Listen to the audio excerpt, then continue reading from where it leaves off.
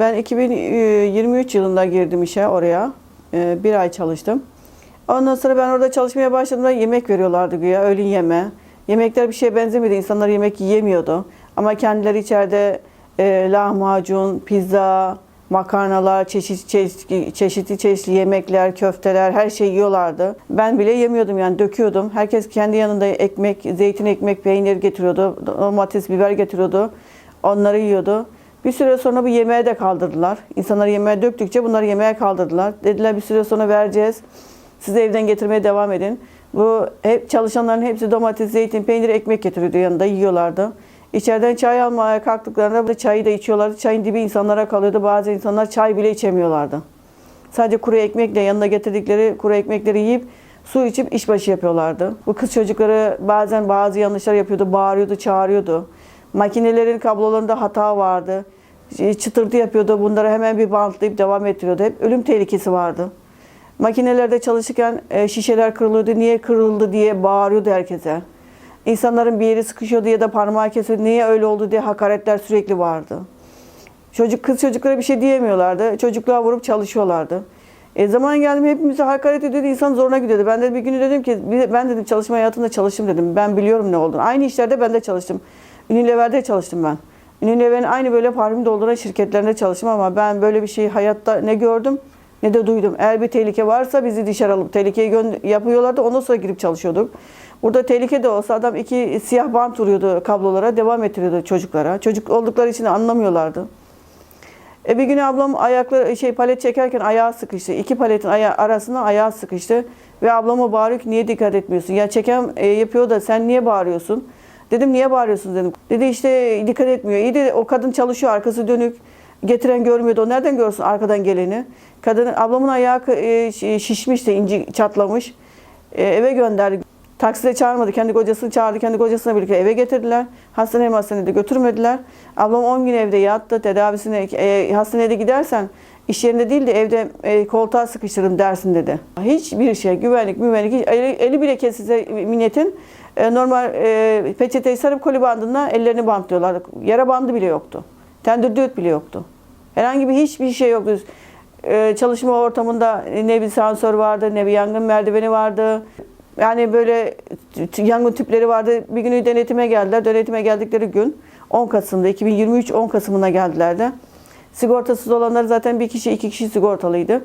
Onlar içerideydi. Bizi dışarı çıkardılar. Bana dedi ki o sabah sigorta yapayım sana dedi. O ablamın ayağının çatladığı gün. Ben de dedim ki ben sigorta istemiyorum. Ben zaten emekliyim. Sigorta istemiyorum. Ablam istiyor, ona yap. Kadının 3,5 senesi vardı emekli olmasına. Dedim, bari dedim ona yap da kadın emekli olsun dedim. İşte o yaşlı hakaret ediyordu Kurtuluş. O yaşlı, yok onun öbürünün bu eksiği var olmaz. Şunun şuyu var olmaz. Herkese bir hakaret konuşuyordu. Dedim ki niye öyle konuşuyorsun? Sonuçta patronsun. Madem sigorta yapacaksın yap onlara. Onların istediğini yap dedim. Olmaz deyip hep geçiştiriyordu bunları. Kadınlar ev geçimi için, hani çocuğu için, kendi sıkıntısı için kadınlar her şeye göz yumuyorlar. Boyun eğdikleri için bu kadınlar her zaman böyle da biliyordu. Kurtuluş bunların böyle olduğunu biliyordu, bu ölenlerin. İhtiyaçlarının hepsini ayrı ayrı, bu Gülhan Hanım hepsini biliyordu. Anlatıyordu ona, bunun ihtiyacı şu, şunun derdi bu, bunun derdi o. O da ona göre davranıyordu. Onlar da mecbur kalıyordu. O da onu sömürüyordu. Bunları desteklemesi gerekiyor. Sendikalı olması gerekiyor. İş güvenli olan yerlerde çalışması gerekiyor. Ama hiçbir yerden bir destek olmadığı için kadınların ya yaşı oluyor, büyük oluyor, işe giremiyor. Ya küçük oluyorlar, işe giremiyorlar. Bu yerde zaten 13 yaşında çocuklar bile çalışıyordu. Yazın okullar kapandığı zaman 12 yaşında çocuk bile gelip orada çalışıyordu. Bu adam biliyordu bunu. Biliyordu ki buradakiler ihtiyacı var, hepsini sömürüyordu. İhtiyaçları oldukları için seslerini çıkaramıyorlar. Mecburiyetten seslerini çıkaramıyorlar. Vallahi hiç kimseye boyun eğmesin. Patron da olsa kendi gelecekleri, sağlıkları önemli. Her şey önce yaşları küçük olduğu için her yere girebilir. Daha güzel iş yerlerine girsin. Sendikalı iş yerlerine girip çalışsınlar. Hakları olsun, hukukları olsun. Bazı yerlerden gelip diyorlar, telefon edip arıyorlar beni. Bazı işim oluyor, bazen de olmuyor. Gelip konuşma yapar mısın diyorlar. Örgütlerle, çok kişilerle iletişime geçtim. Destekliyorum. Güzel bir şey bu bayan olarak. Kadınlar daha acıyı bilen, daha iş ortamı bilen, hayatı bilen kadınlardır. Kadınlarla konuştukça herkesin bir kendi kişiliğinde bir yarası, bir acısı var. Kadınlar aslında toplumun en değerli kişileridir. Ama bazı kişiler bunları sömürüyorlar. Bazı kişiler, bazı zihniyet kendini bilmeyen kişiliksiz zihniyetler, kadın değeri bilmeyen insanlar. 8 Mart güzel bir şey. Kadın günümüz, bizim günümüz. Hep beraber el ele verip destek olmamız lazım. Hiçbir zaman erkeklere boyun eğmeyelim. Ama maalesef ki bizim Türkiye'de kadın katliamı çok var. Ve kadınlar el ele kendilerini güçlü hissetsinler, kendilerini bırakmasınlar. Hiçbir zaman kimseye muhtaç değiliz biz. Aslında istesek kalkıp her türlü şeyi yaparız. Kadın olmak güzel bir şey. Ama bu Türkiye'de zor bir şey. Kadınlar öldürülüyor. Şu birkaç senedir ne zaman televizyon açsak bir iki kadın cinayeti mutlaka her yerde var. Her türlü ölümle, cinayetle karşılaşıyoruz artık. Yani çok basit artık ölümlerde. Öldürüyorlar, istediklerini taciz ediyorlar. Her türlü her şeyi görüyoruz artık. Yani kadınlar kendilerini koruyamıyorlar. Dediğim gibi devlet bunlara destek çıksa KADES diye bir şey var ama hepsini de koruyamıyor ki. Hepsini koruması gerekiyor aslında. Vallahi kadın olarak şunu demek isterim. Her zaman güçlü olun, ayakta durun, ayağa kalkın. Hiçbir zaman kimseye boyun eğmeyin. Size eğmek isteyenleri de eğdirmeyin. Güçlü olun her zaman. Hepimiz el ele olalım, ayağa kalkalım. قزم چی باشم ایش کرد قزم گذر میخواد مانه عین حوالی خوگری خوگونه که در ما بایم سخنتیلی بایم حساسه مشگوره بخواد تو گویم هر سبیز رو جمار تسی بچو خبر هات گوله گو فوریقانا پاتمیش بیه من زن بگو هر یه پاتمی داد خبتن ولی جره گودن آنده فوریقا پاتمیش بیه زاره تمام دیده مرنه همچی مدین آنده چه عجیبه کراش گرانه زاره مال عردینه قیرینه زارینه فریات آگره دشخول نزار منو داد شوتن ولی شوتن دنه شوتن من هستی که رقیت عردمانه دبی ونه هستی تو کنه لبار کانو زن هستیم کیه نینه ولی دین آدم هستی و نملی آمورن پیامورن دسته آمورن سری آمورن کمی آنورونه ریکه ها toplamış که نه پوشت تکرش تا نملیم گم پشت تقارش هدم به هر دینا تستیبی که یکی بیبرا قبول کن ایمانی مرگین هر دینا ده چه عجب کارش کرونه گوانه گونونه نیورو نادنمه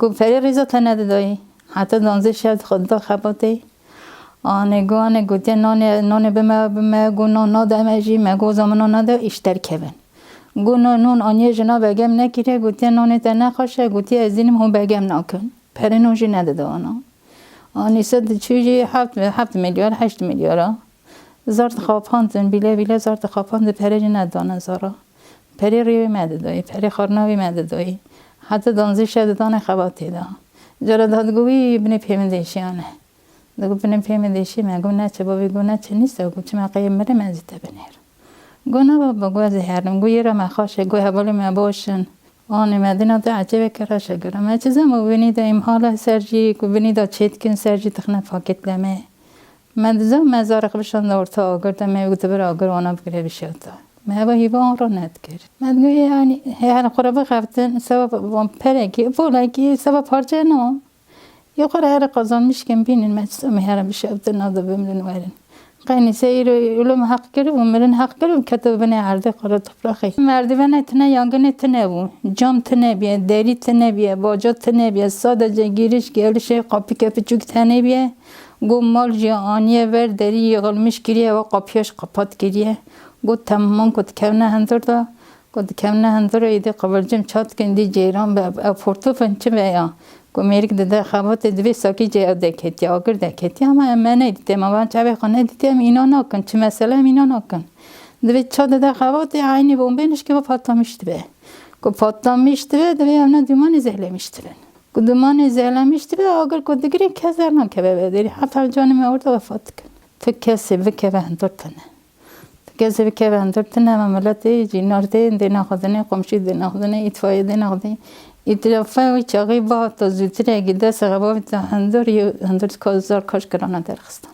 کس جنه که تو هندر حتی جا آگر آلا بگرد فاطمیش و آلا ایدیت شده نما که دا جنا نایدیتنه که دا جنا جنتی نکشتنه که دا آنا تیدا آن داده بده چه سکورتا قیزا نده دایی تشتاگی نون نده دایی فریاری نده دایی حتی اونی کشه دا خواتی فران نده دایی جد اواز دیمه که گناه نی بو او گناه نی بو او ازمشتی کرن او قیز زار قیزین دوی پیچو کندینه ازمیشتی کنجا قی گناه نی بو خدای آنا عرده نهلا ها راو من تزمیل خدای گیره خدای آنا عرده نهیلی ایشالله برا خدای آنا عرده نهیلی مگی عرده نمینه و کتن بنی خالی دایی گنج اشتا که ابا نیستم مرنیم که بنی عرده لا بلا بلا قولا کش خودی نکشت خودی بکشت بچه به من اعتماد چه شکر الحمدلله ام تمامی بمرنها ام هر کس به علما خسکنه همه و قولا کشت بچه به مهات کشن کش دوی براز هرم بخفتم براز سویم حتی جمیری نبم مگو نیسا بخونه نیسا حتی حشتا خواند گو نا انه بابا گو ولاز نخونم گو بابا اقبر گره نیست از قربانتم بخونه قربان مسلک سایبی